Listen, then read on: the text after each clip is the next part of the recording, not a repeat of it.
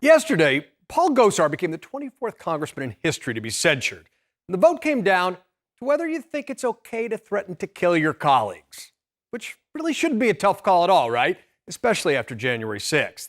But, of course, most Republicans didn't really want to deal with this. So all but two voted against it, deflecting with a flurry of campaign-style talking points like these.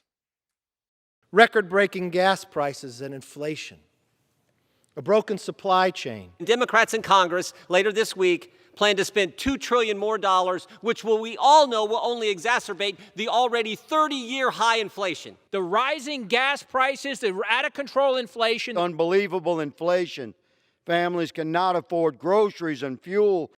So the talking points that really jumped out at me were about gas prices and inflation, and they were hit over and over again. But here's the question.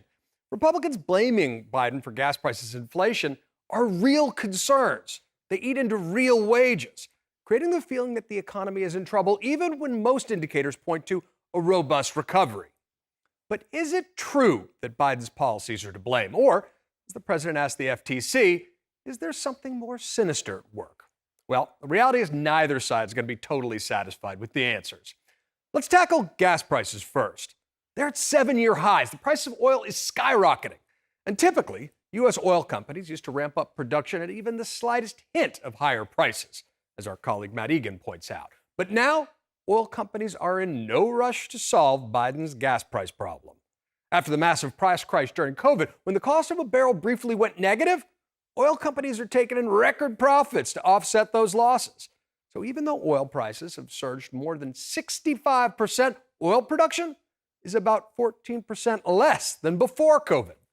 They're looking after their shareholders as Wall Street applauds after a dismal decade for oil producers, even as electric vehicles threaten their long-term business. Likewise, the OPEC cartel, which could lower prices by increasing supply, is reaping profits at the expense of people at the pump worldwide. Now, both OPEC and Big Oil would probably rather have Republicans in charge, for reasons ranging from less emphasis on human rights to climate change denial. But profiteering is guiding their decisions more than just partisan politics. And while gas prices are often a political issue, there's actually very little presidents can do to lower them on their own. Tapping into the Strategic Petroleum Reserve, for example, is seen as more symbolic than market moving. But if you take a big step back, you'll see that this is a global issue. It's the result of relatively rapid recovery from COVID lockdowns and the spike in demand for oil as the world gets moving again. And that's the case for inflation as well. The global supply chain woes are just that, global. And while there are some signs of improvement, this isn't turnkey. That's why we're seeing inflation around the world. For example, China's industrial producer price index jumped 13% last month. In the UK, inflation is at a 10-year high. In Germany, it's a 28-year high. And world food prices are up 30%, according to the UN. So this isn't just a U.S. problem at all. And that's why Republican attempts to blame Biden, while politically predictable, are not all that credible. And while the trillions in COVID relief payments passed under Trump and Biden may have added somewhat to inflation, they also helped families stay afloat and save the economy from sinking.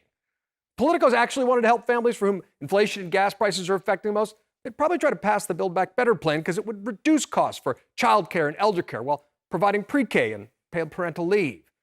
But when it really comes to taming inflation, the biggest impact will be Biden's upcoming decision about the next Fed chair. Because domestically, this is mostly a question of monetary policy. That said, the most effective inflation hawk who ever served was Paul Volcker, and his decision to raise interest rates definitely didn't help Jimmy Carter's reelection prospects. Bottom line, these are global problems, reflecting an interrelated world, emerging from an unprecedented pandemic. And blaming Biden alone is about as foolish as Trump saying the virus was part of a plan to rig the election. And that's your reality check.